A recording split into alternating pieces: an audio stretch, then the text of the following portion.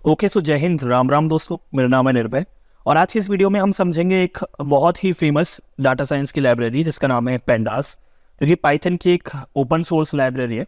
उसके बारे में हम जानेंगे। क्लास 12th और 11th में सीबीएसई में ये आपको देखने को मिल जाती है, तो काफ़ी कन्फ्यूजन रहता है, तो इससे रिलेटेड हम एक वीडियोज़ बना लेते हैं। ये वीडियो पहली होगी, तो अगर आप पहली बार इस चैनल पर आएँ तो ये सीरीज़ पूरी आपको प्ले लिस्ट में देखने को मिल जाएगी। ये पहली वीडियो जिसमें हम समझेंगे कि पेंडास क्या होता है, साथ में कुछ प्रोग्राम्स भी हम बनाएंगे और कुछ डाटा स्ट्रक्चर जैसे कि सीरीज, डाटा फ्रेम, पैनल क्या होता है, उसमें से सीरीज को भी हम समझेंगे। तो वीडियोस थोड़ी लंबी चौड़ी हो सकती है, तो थोड़ा एडजस्ट कीजिएगा, लेकिन सब कुछ आपको यहाँ पर देखने को मिलेगा। समय बर्बाद नहीं करेंगे, लाइक शेयर सब्सक्राइब आपके ऊपर है, पसंद आए तो कर दीजिएगा। बढ़ते आगे। तो सबसे पहला तो क्वेश्चन हमारा यही आ जाता है कि आखिर पेंडास होता क्या है। अब pandas is a open source Python library for data analysis. Pandas जो है वो एक आपका ओपन सोर्स पाइथन लाइब्रेरी है जो कि डाटा एनालिसिस के काम आती है। डाटा एनालिसिस आप जानते होंगे, डाटा के बारे में जानकारी निकालना, डाटा को वक्त रहते हुए इस्तेमाल करना, उसको क्लीन करना, डिस्ट्रीब्यूट करना या फिर डिलीट करना, ये सब डाटा एनालिसिस के काम आते हैं। यहाँ पर जो ओपन सोर्स लिखा हुआ है, आई होप आपको पता होगा। ओपन सोर्स का मतलब ये है कि इसका जो सोर्स है वो फ्रीली सभी के लिए अवेलेबल है। आपको कोई भी पेड, आपको कुछ भी परचेज करने की जरूरत नहीं है। It gives Python the ability to work with spreadsheet like data for fast loading, manipulating और मर्जिंग, या फिर कुछ और भी आप कर सकते हैं।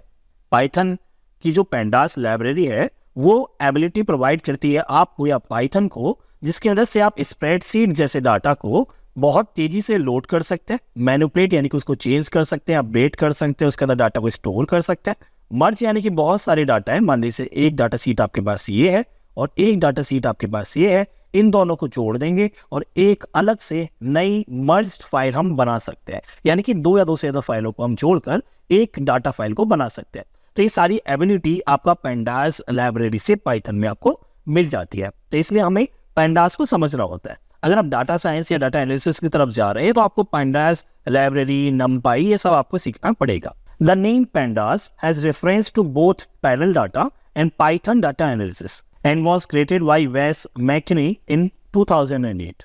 पेंडास जो है वो रेफर कर रहा है आपके पैनल डाटा को। तो अगर आपसे कोई पूछता है कि पेंडास की फुल फॉर्म क्या होगी, तो आप बोल सकते हैं कि पैनल डाटा ही उसकी एक फुल फॉर्म है, या फिर पाइथन डाटा एनालिसिस भी आप बोल सकते हैं। इसी को नाम को थोड़ा शॉर्ट में लिखकर पेंडा कर दिया गया है। और इसको बनाने वाले व्यक्ति का नाम वेस मैकनी था, जो कि 2008 में उन्होंने इसको बनाया था। Pandas can clean messy data sets and make them readable and relevant.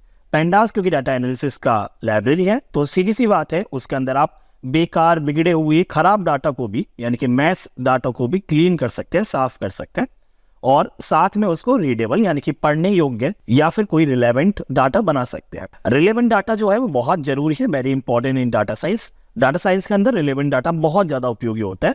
वो क्या होता है वो आपको बाद में समझ में आ जाएगा, लेकिन फिलहाल हम जानते हैं कि डाटा साइंस क्या होता है।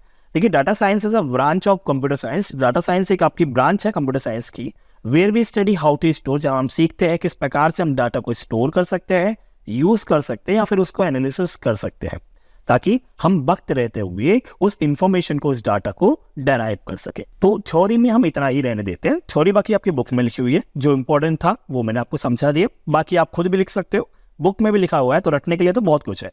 लेकिन अब हम थोड़ा सा प्रैक्टिकली समझते हैं कैसे हम पाइथन को इंस्टॉल कर सकते हैं, कैसे अपने प्रोजेक्ट में इंपोर्ट कर सकते हैं, और कुछ प्रोग्राम्स हम सीरीज के बनाकर देखेंगे। देखिए, सबसे पहले तो मैं ये मान लेता हूँ कि आपने अपने कंप्यूटर में पाइथन को ऑलरेडी इंस्टॉल किया हुआ होगा।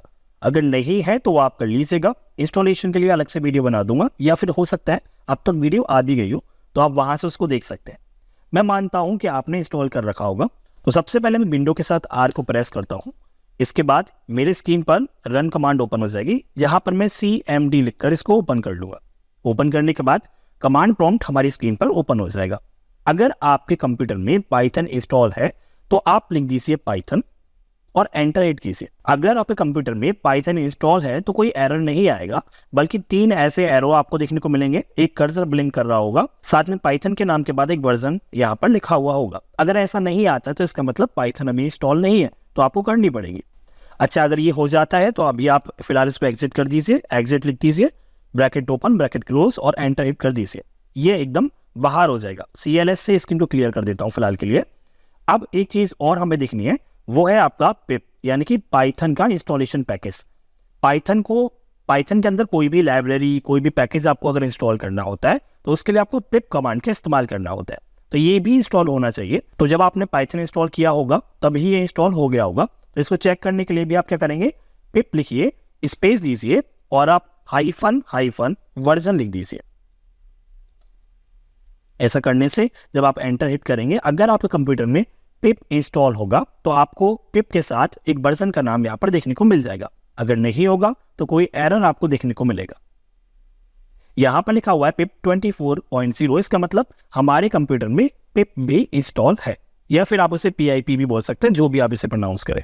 लेकिन यहाँ पर दिक्कत ये आती है कि पेंडास हमारे कंप्यूटर में इंस्टॉल है या नहीं है, क्योंकि पेंडास एक अलग से लाइब्रेरी है जिसके लिए आपको उसको इंस्टॉल करना पड़ेगा। तो वो इंस्टॉल करने से पहले आपके लिए मैं 2 चीज़ बताता हूँ। हो सकता है कि आपके पास कंप्यूटर में पहले से ही एनाकोंडा इंस्टॉल हो। एनाकोंडा पाइथन का एक डिस्ट्रीब्यूशन है, या फिर आप बोल सकते हैं ऑपरेटिंग सिस्टम है। वो अगर आपके पास इंस्टॉल है तो आपको अलग से पेंडास को इंस्टॉल करने की ज़रूरत नहीं है, ठीक है। अगर नहीं है एनाकोंडा आपके में इंस्टॉल, आप गूगल क्रोम पर जाइए, यहाँ आप एनाकोंडा लिखकर सर्च कर दीजिए, पाइथन का डिस्ट्रीब्यूशन आपको यहाँ पर देखने को मिलेगा। अगर इस पर आप राइट क्लिक करके इसको ओपन करेंगे तो ये वेबसाइट आपको देखने को मिल जाएगी। आप यहाँ पर कॉर्नर पर देखेंगे फ्री डाउनलोड नाम का एक ऑप्शन मिलेगा। इस पर जैसे ही आप क्लिक करेंगे फिर यहाँ पर आपसे ईमेल पूछेगा, आप यहाँ पर ईमेल टाइप कर दीजिए और आप सबमिट कर दीजिए। इसके बाद इस एनाकोंडा का जो लिंक है, इस डिस्ट्रीब्यूशन का जो लिंक है, वो आपके ईमेल पर पहुंच जाएगा। वहां से आप इसको डाउनलोड कर दीजिए। डाउनलोड करने के बाद आप सिंपली इसको इंस्टॉल कर लीजिएगा। इंस्टॉल करने के बाद आपको आपके कंप्यूटर में कुछ इस प्रकार से देखने को मिल जाएंगे। जब ये आपको इस प्रकार से देखने को मिलेगा तो वहां पर आपके लिए जुपिटर, स्पाइडर, ये सब ऑटोमेटिक आपके लिए ऑलरेडी इंस्टॉल आपको मिलेंगे। तो अब जब हम काम करेंगे तो हम काम करेंगे स्पाइडर में। स्पाइडर एक IDE है जिसके अंदर आपको पहले से ही पेंडास इंस्टॉल मिलता है। वो कुछ इस प्रकार से आपको देखने को मिलेगा। यहाँ पर हम सारी कोडिंग करेंगे और आउटपुट जो होगा वो हमारे स्मॉल स्क्रीन पर देखने को मिलेगा। यहाँ पर जो भी हमने प्रोजेक्ट ओपन किया होगा, जो भी फोल्डर होगा, वो आपको यहाँ पर देखने को मिलेगा। तो अगर आपने एनाकोंडा या स्पाइडर इंस्टॉल किया है तो आपको पेंडास को अलग से इंस्टॉल करने की जरूरत नहीं है। लेकिन अगर आपके कंप्यूटर में ये सब इंस्टॉल नहीं है तो आप क्या करेंगे, वापस जाइए अपने कमांड प्रॉम्प्ट पर, यानी कि CMD पर। यहाँ पर आप लिख सकते हैं PIP, यानी कि पैकेज इंस्टॉलर। इसके बाद एक कमांड लिखिए इंस्टॉल, देन स्पेस दीजिए और जो भी लाइब्रेरी अब आपको इंस्टॉल करनी है उसका नाम लिख दीजिए। क्या है वो? पेंडास। और याद रखिएगा यहाँ पर S भी आएगा। जैसे आप हिट करेंगे एंटर को, ये आपके लिए इंस्टॉल करना स्टार्ट कर देगा आपके कंप्यूटर में पेंडास को। लेकिन याद रखना, इंटरनेट ऑन होना बहुत जरूरी है। यहां पर हमारे पास पहले से ये इंस्टॉल है और इस प्रकार से आपको ये मैसेज देखने को मिल जाएगा। इसके अलावा मुझे एक और पैकेज इंस्टॉल करना है जिसका नाम है numpy, तो वो भी मैं यहां पर कर लेता हूं, PIP पिप इंस्टॉल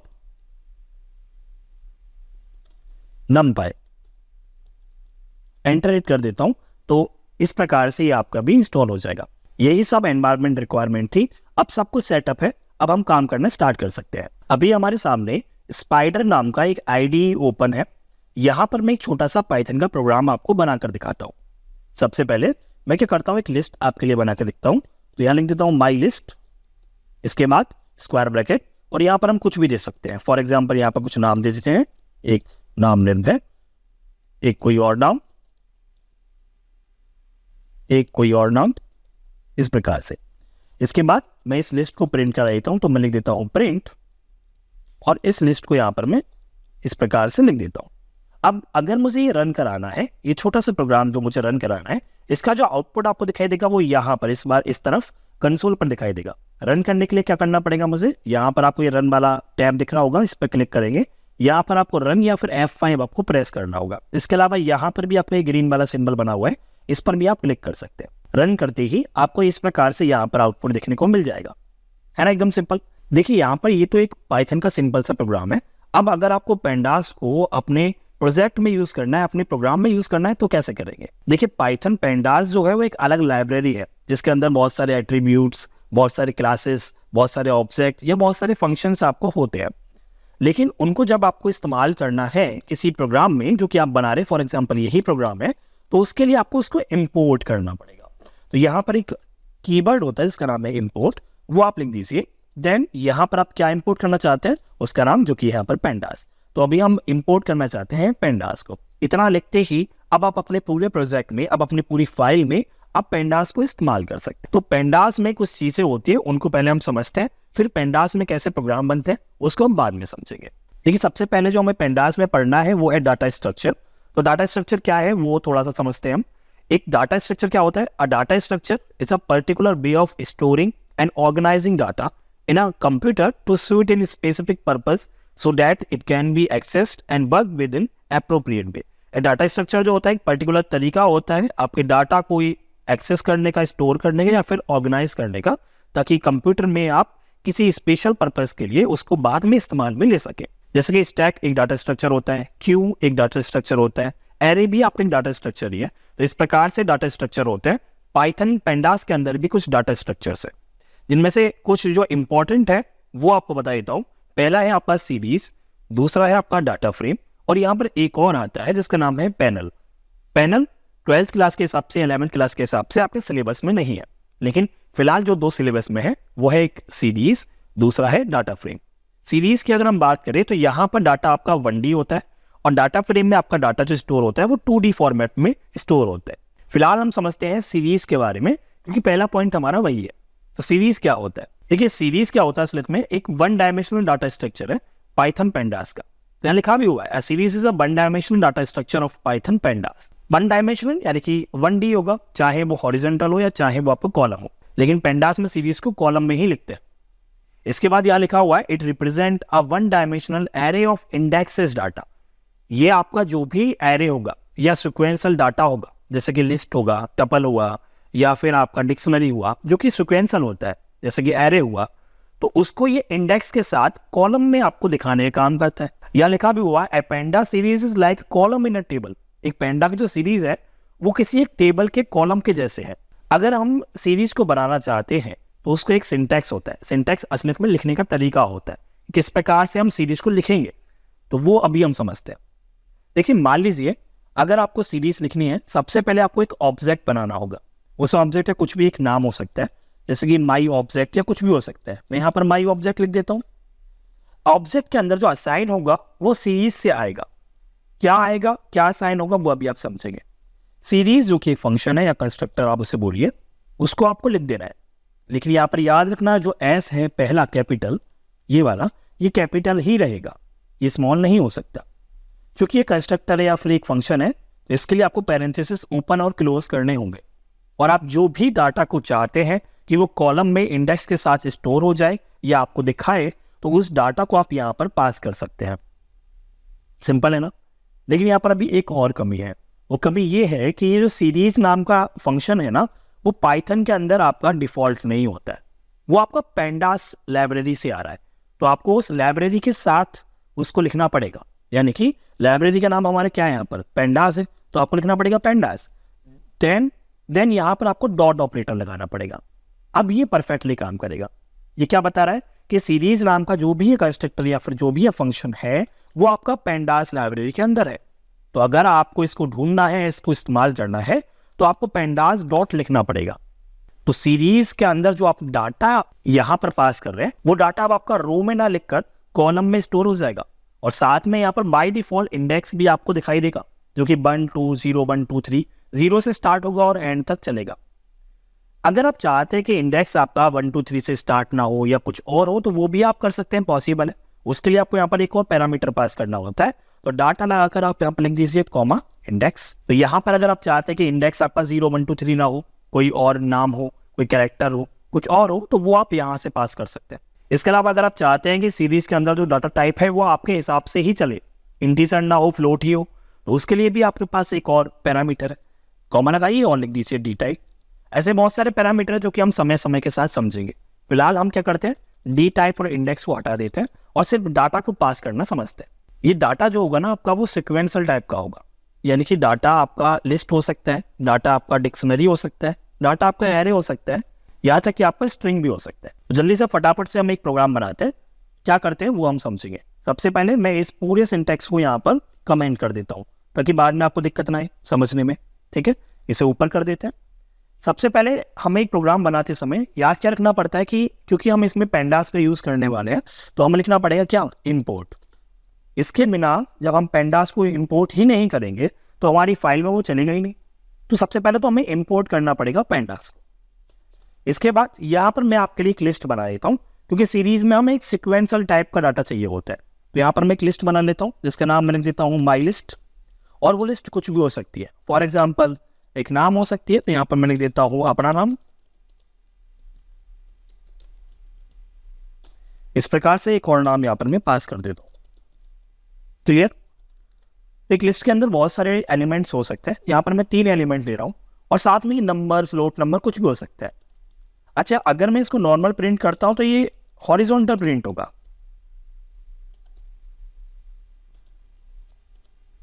अगर मैं इसको अभी रन करके आपको दिखाऊं तो ये हॉरिजॉन्टल आपको रन करते हुए दिखाएगा। मैं चाहता हूं ये आपको निर्भय, अभय और ऋतिक जो है वो कॉलम में दिखाई दे विद इंडेक्स। तो क्या करना पड़ेगा? सीरीज बनाना पड़ेगा। क्या सिंटैक्स था सीरीज बनाने का? सबसे पहले आपको एक ऑब्जेक्ट चाहिए होता है, तो आप यहाँ पर माई सीरीज या कोई भी ऑब्जेक्ट आप यहाँ पर दे सकते हैं, माई सीरीज।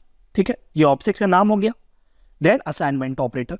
इसके बाद क्योंकि वो सीरीज जो फंक्शन है वो आपका नॉर्मल फंक्शन नहीं है, वो आपको पेंडास लाइब्रेरी से आ रहा है, तो आपको क्या करना पड़ेगा? उस लाइब्रेरी का नाम जो कि है पेंडास, जो कि आपने ऊपर इंपोर्ट की हुई है ना। इसके बाद डॉट लगाइए, और आप सीरीज को यूज करना चाहते हैं तो आप लिखिए सीरीज। यहाँ पर एस जो है वो कैपिटल होना चाहिए। देन सीरीज के अंदर वो डाटा आप पास कर दीजिए, वो सिक्वेंशियल डाटा जो कि आप चाहते हैं वो कॉलम में लिखे। उसके बाद क्या लिखेंगे? माई लिस्ट, क्योंकि माई लिस्ट आप चाहते हैं कि वो कॉलम में दिखाई दे। सिंपल। अब आप प्रिंट क्या करना चाहते हैं? आप प्रिंट करना चाहते हैं माई सीरीज ऑब्जेक्ट को। क्लियर? अब अगर मैं इसको रन करके दिखाता हूं तो आपको देखने को मिलेगा निर्भय, अभय और ऋतिक तीनों आपको कॉलम में दिखाई देंगे, लेकिन साथ में यहाँ पर लेफ्ट हैंड साइड पर 0 1 2 भी दिखाई देगा। इसका मतलब इंडेक्स भी साथ में प्रिंट हो गया है, जबकि हमने सीरीज नाम के इस कंस्ट्रक्टर के अंदर माई लिस्ट को ही पास किया है, इंडेक्स तो अभी हमने पास ही नहीं किया। इसका मतलब ये है भाई कि इंडेक्स जो है ना वो बाय डिफॉल्ट आपका काम करता है। तो अगर आप इंडेक्स पास नहीं करते हैं तो वो 0 से चालू हो जाएगा, लेकिन अगर आप चाहते हैं कि इंडेक्स आपका चेंज हो जाए तो वो भी आप कर सकते हैं। थोड़ा बाद में समझेंगे, अभी रुक जाइए। यहाँ पर आपको देखने को मिलेगा डी टाइप जो है वो आपका ऑब्जेक्ट दिखा रहा है। अगर आप चाहते हैं कि डाटा टाइप आपका ऑब्जेक्ट ना रहे, नंबर हो, तो करना क्या है? इस लिस्ट को अगर आप पूरा नंबर लिख देंगे, जैसे कि आप लिख देता हूँ 5, 8, 10, 5 इस प्रकार से, और अब अगर मैं इसको रन करता हूँ तो डी टाइप आपको यहाँ पर 864 देखने को मिल जाएगा। क्यों? क्योंकि जितना भी डाटा है सारा इंटीजर टाइप का है। अगर मैं इस पूरी लिस्ट में कहीं पर भी एक भी डाटा फ्लोट कर देता हूँ इस प्रकार से 5.4, अब मैं अगर इसको रन करता हूँ तो डी टाइप आपका फ्लोट 64 हो गया, यानी कि आपके जो डाटा है इसमें कहीं ना कहीं फ्लोट टाइप का वैल्यू यूज हो रहा है। सिंपल है ना। तो ये डाटा टाइप आप चाहे तो अलग से भी अपनी मर्जी से रख सकते हैं। 1-2 प्रैक्टिकल क्वेश्चन करेंगे तो समझ में आ जाएगा। अच्छा, अगर आप चाहें तो यहाँ पर भी डायरेक्ट लिस्ट को पास कर सकते हैं, यानी कि अगर मैं यहाँ से इसको स्क्वायर ब्रैकेट से कट कर लूँ और माई लिस्ट की जगह यहाँ डायरेक्ट पेस्ट कर दूँ तो भी ये काम करेगा। बस याद रखना कि आपको ये सब स्क्वायर ब्रैकेट में लिखना पड़ेगा, क्योंकि इसको एक लिस्ट चाहिए होता है, एक सिक्वेंशियल डाटा चाहिए होता है। मैं इसको रन करूंगा तो अभी भी ये परफेक्टली काम करेगा। इस प्रकार से भी आप कर सकते हैं। देखिए, इस वाले प्रोग्राम में निर्भय, अभय, ऋतिक जो आपने लिखे हुए हैं, आउटपुट आप अगर देखेंगे तो यहाँ पर अभय जो है उसके सामने इंडेक्स नंबर 1 लिखा हुआ है, ऋतिक के सामने इंडेक्स नंबर 2 है। तो क्या आप इंडेक्स से डाटा को एक्सेस कर सकते हैं सीरीज के अंदर? कर सकते हैं भाई, जैसे आप लिस्ट में कर सकते थे। करना क्या है कि जो भी आपका ऑब्जेक्ट है सीरीज का, वो क्या है? माई सीरीज। इसके आगे आप स्क्वायर ब्रैकेट लगाइए और यहाँ आप लिख दीजिए 1। जैसे क्या होगा? माई सीरीज के अंदर जो भी इंडेक्स नंबर 1 पर डाटा होगा वो आपको डिस्प्ले हो जाएगा। मैं इसको रन करके दिखाता हूँ। यहाँ पर अभी आपको अभय देखने को मिलेगा। अगर आप चाहते हैं कि पहला और दूसरा डाटा ही आपको देखने को मिले तो उसके लिए आप क्या लिखेंगे? इंडेक्स में 0 से स्टार्ट करेंगे आप और कॉलन लगाइए और यहाँ आप लिख दीजिए 2, यानी कि 0 और 1 आपको डिस्प्ले हो, 2 यहाँ पर डिस्प्ले नहीं होगा, याद रखिएगा। तो अगर मैं इसको रन करता हूँ तो आपको निर्भय और अभय यानी कि 0 और 1 जो इंडेक्स पर वैल्यू थी वो आपको देखने को मिलेंगी। अच्छा, अगर मैं यहाँ पर 0 को हटा दूँ और मैं 2 लिख दूँ तो इसका मतलब भी सेम होगा। अगर मैं इसको रन करूँगा तो भी आपको निर्भय और अभय आउटपुट में देखने को मिलेगा। अच्छा, कोई आपसे बोलता है कि भाई थर्ड एलिमेंट आपको डिस्प्ले करना है, तो कैसे करेंगे आप? थर्ड एलिमेंट का मतलब है कि देखिए इंडेक्स आपका 0 से स्टार्ट हो रहा है और थर्ड एलिमेंट आपका एक कम होगा, यानी कि 2 होगा। तो अगर आपसे कोई बोलता है थर्ड एलिमेंट आपको प्रिंट करना है एक सीरीज का, तो आपको लिखना पड़ेगा माई सीरीज और पास क्या करना पड़ेगा? आपको 2 पास करना पड़ेगा। तो थर्ड एलिमेंट आपका ऋतिक है। इस प्रकार से आप काम कर सकते हैं। अच्छा, यहाँ पर अगर मैं पहला एलिमेंट दे देता हूँ यानी कि 0, और अगर मैं कॉलन लगा देता हूँ तो आप क्या आउटपुट आएगा? देखिए स्टार्टिंग आपकी 0 से हो रही है, एंड आपका नहीं लिखा हुआ है, तो यानी कि सारे एलिमेंट जितने भी होंगे वो आपको देखने को मिलेंगे। अगर आप चाहते हैं कि भाई स्टार्टिंग आपकी 1 से हो और एंड आपने नहीं लिखा है, तो आप कॉलन लगा दीजिए सिंपल, तो आपका 1 से लेकर जितना भी लास्ट इंडेक्स होगा वहाँ तक देखने को मिलेगा।